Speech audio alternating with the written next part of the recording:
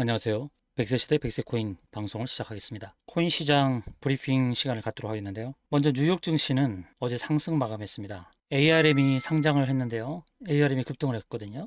영국 반도체 설계업체 ARM의 주가가 나스닥 상장 첫날 급등하면서 투자 심리가 살아났습니다. 우리가 관심을 가졌던 것은 미국의 8월 생산자 물가 지수였죠. 전일은 소비자 물가 지수가 발표했고 간밤에는 생산자 물가 지수가 발표됐습니다. 그런데 생산자 물가 지수와 소매 판매는 모두 월가 예상보다도 강력하게 상승하면서 나타났는데 왜 증시는 상승을 했을지 그 이유를 살펴보도록 하겠습니다. 중요한 것은 PPI가 오르긴 했지만 식품과 에너지를 제외한 근원 PPI, 근원 생산자 물가 상승세가 예상에 부합하는 수준으로 둔화되었다는 것. 이것이 중요 포인트였습니다. 생산자 물가 지수는 전월 대비 0.7%, 전년 동월 대비 1.6% 올랐죠. 예상치보다 더 위였습니다. 월가 예상치는 0.4%, 1.2%였는데 그보다 더 위의 결과가 나왔습니다. 그런데 더 주목해야 될 것은 식량과 에너지 부문을 제외한 근원 PPI였어요. 근원 PPI는 전월 대비 0.2%, 전년 대비 2.2%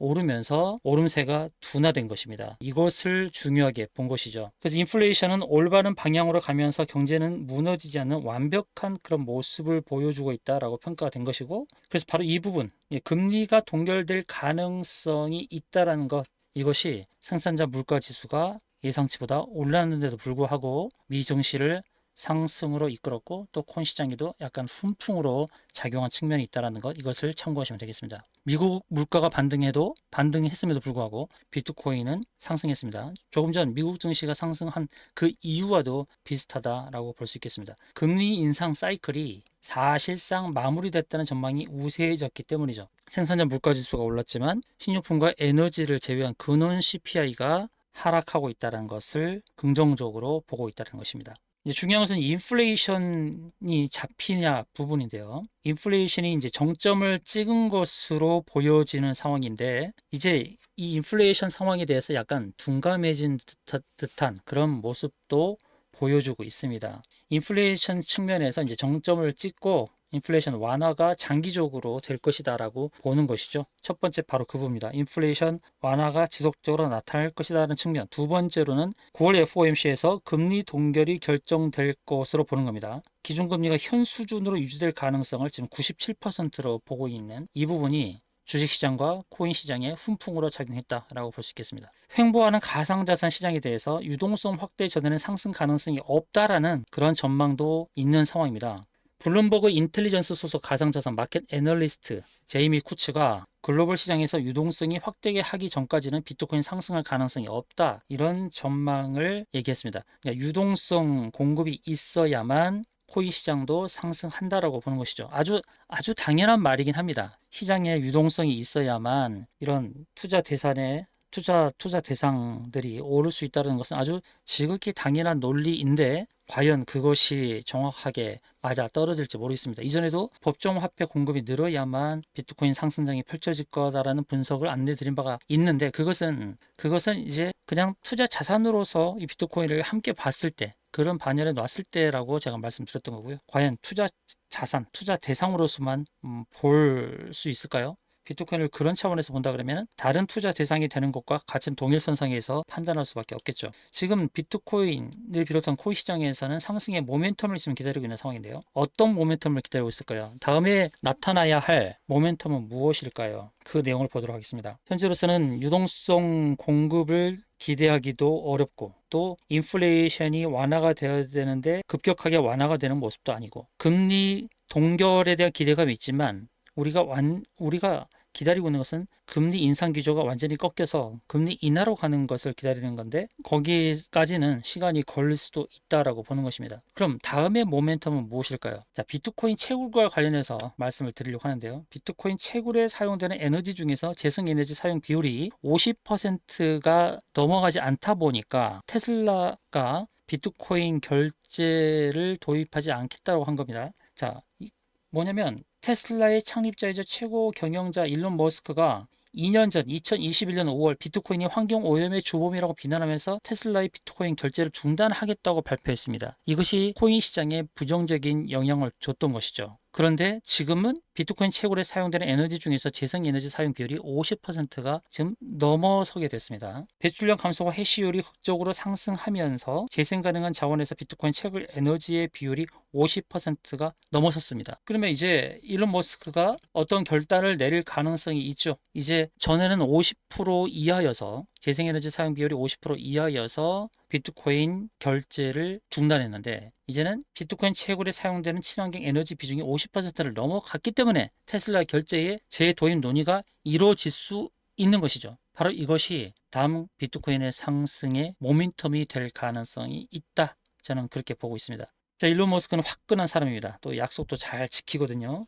이제 비트코인의 테슬라가 비트코인의 결제가 재도입되는 순간에 급등할 수 있다는 것을 참고하시면 될 것 같습니다. 자, 우리가 우려하는 게 FTX발 암호화폐 매도 물량이잖아요. 4조 5천억 정도 시장에 나온다라는 이것은 누구나 다 알고 있는 사실입니다. 그런데도 불구하고 왜 비트코인을 필두로 코인 시장이 상승하고 있을까요? 매물이 나오는 것을 받아주는 주체가 있다는 것입니다. FTX가 보유하고 있는 암호화폐가 한 번에 시장에 나오지는 않을 거예요. 한 번에 시장에 나오지는 않고 매주 1억 달러에서 최대 2억 달러 규모로 매각될 예정인데 이 물량을 받아주는 주체가 있다라는 것입니다. 그리고 비트코인의 현재 가치를 S2F 모델을 적용하면 5만 달러가 된다라는 그런 전망치도 나오고 있는데요. 이게 무엇인지 한번 살펴보겠습니다. 스톡 투 플로우 2 모델, S2F 모델을 적용할 때 지금보다 2배 정도 높게 형성되어야 한다는 분석인데요. 유망 인플루언스 플랜 B가 비트코인에 적용하기 시작한 부분인데 이것은 뭐냐면 S2F 곧 스톡 투 플로우는 뭐냐면 금, 은 등 천연 자원의 희소성과 그 가치를 측정하는 모델 중 하나로 어느 자산의 비축량 증가 속도가 느릴수록 그 자산의 희소성이 더 잘 보존된다는 이론입니다. 비트코인에도 이 모델을 적용했더니 5만 달러가 적정하다라고 나타난 것입니다. 자, 5만 달러가 적정하다. 5만 달러 그 이상도 바라보고 있습니다. 우리가 1차적으로 바라보는 가격대 어디입니까? 10만 달러잖아요. 10만 달러. 10만 달러가 최적은 아니지만 10만 달러는 기본적으로 갈 것이다라고 보는 제 견해를 많은 분들이 동의해 주고 계시죠. 근데 이 희소성의 가치, 희소성과 그 가치를 측정하는 모델 부분에서 비트코인의 현재 가격대보다 2배를 가는 것이 당연하다고 보는 것입니다. 아까도 말씀드렸던 FTX 보유하고 있는 암호화폐 이것은 큰 염려를 할 것이 아니라 천천히 매각이 될 수 있을 것이라 보는 겁니다. 파산에는 긴 시간이 걸리고 단기간에 모든 자산을 매도하지 않을 것이니까 FTX발 그런 악재에 대해서는 크게 염려하지 않으셔도 되겠습니다. 자, 비트코인의 차트입니다. 제가 중요한 얘기를 할 텐데요. 영상 끝까지 시청하시길 바라겠습니다. 자, 비트코인 차트에서 놓치지 않아야 될 부분에 대해서 여러분께 안내를 드리도록 하겠습니다. 비트코인의 지금 일봉이고 비트코인의 이제 주봉입니다. 일봉과 주봉을 잘 보시기 바랍니다. 자, 주봉을 보시게 되면 주봉은 두 개의 이동 평균선 지금 사이에 있습니다. 이 이동 평균선 아래에 있는 것은 60주, 위에 있는 것은 120주입니다. 60주와 120주 그 사이에 있고 현재는 90주 라인의 지지를 받고 있는 상황입니다. 주봉에서 보시게 되면 120주 라인을 터치하지 않았죠.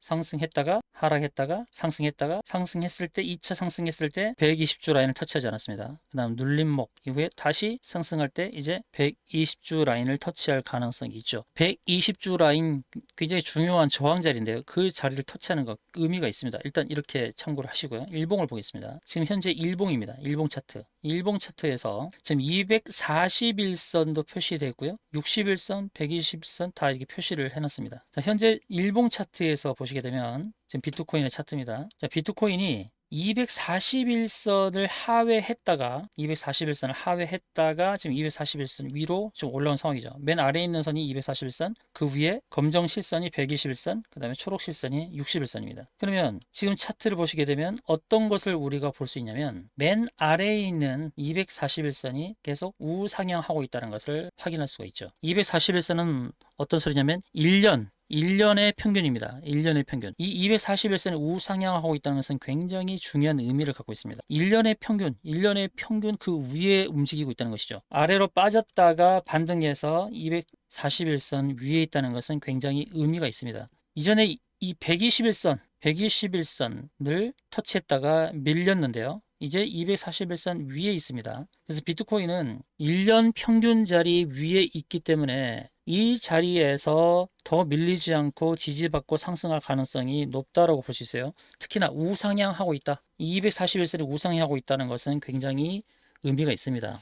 주봉에서는 120주선을 터치하지 않았다고 말씀드렸죠. 그래서 주봉에서 제가 보는 흐름은 120주선을 터치를 하고 약간 밀릴 가능성이 있습니다. 120주선은 2022년도 작년도 6월 이후에 한 번도 터치하지 않은 선입니다. 그래서 이 120주선은 터치하고 밀릴 수가 있어요. 그 다음에 이렇게 N자형 패턴으로 상승할 가능성이 있겠습니다. 다시금 정리합니다. 기술적으로 봤을 때 비트코인은 241선 위에서 지지받을 가능성이 있고, 단기적으로 상승할 때에 120주 라인까지는 상승 가능성이 높습니다. 그래서 120주 라인이 저항이 되고 밀렸다가 다시 N자형 패턴으로 상승 가능성이 높은 이유는 뭐냐면, 자, 120주 라인을 잘 보세요. 120주 라인을 잘 보면 상승을 지속적으로 하다가 이 기간 동안에는 좋은 상승을 보여줬죠. 그러다가 꺾였단 말이에요. 120주선이 하향을 하고 있어요. 그럼 120주선이 하향을 하고 있으면 이것을 되돌리기 위해서 상승과 하락을 반복을 해야죠. 이 완만한 상승으로 턴하는 데까지 상승과 하락을 반복할 수 있습니다. 그러면서 120주선이 완만하게 상승의 기울기가 전개되었을 때 이제 비로소 120주선에 안착을 할 가능성이 높죠. 여러분, 주가 차트에서 그런 모습 많이 보셨을 거예요. 이렇게 중장기 이평선이 우하향을 하고 있을 때 주가의 흐름이 어떻게 나타났습니까? 부딪혔다가 밀렸다가